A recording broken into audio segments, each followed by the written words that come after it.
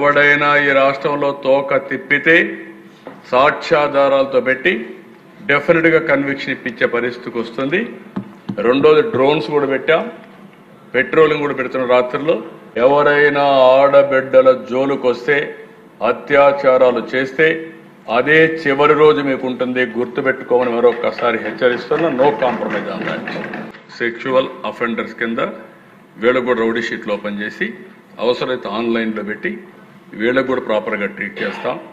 ఎవరైనా ఆడబిడ్డల జోలికి వస్తే మాత్రం డెఫినెట్గా పోలీస్ స్టేషన్లో పెడతాం, ఆన్లైన్లో పెడతాం.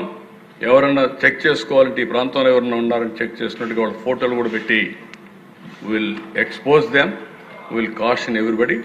ప్రజలకు విజ్ఞప్తి చేస్తున్నా, సైబర్ క్రైమ్స్ మీద, సైబర్ ఫ్రాడ్స్ మీద జాగ్రత్తగా ఉండండి. ఈజీగా మోసపోవద్దండి. అనవసరంగా మీ ఫోన్లు కూడా జాగ్రత్తగా పెట్టుకోండి.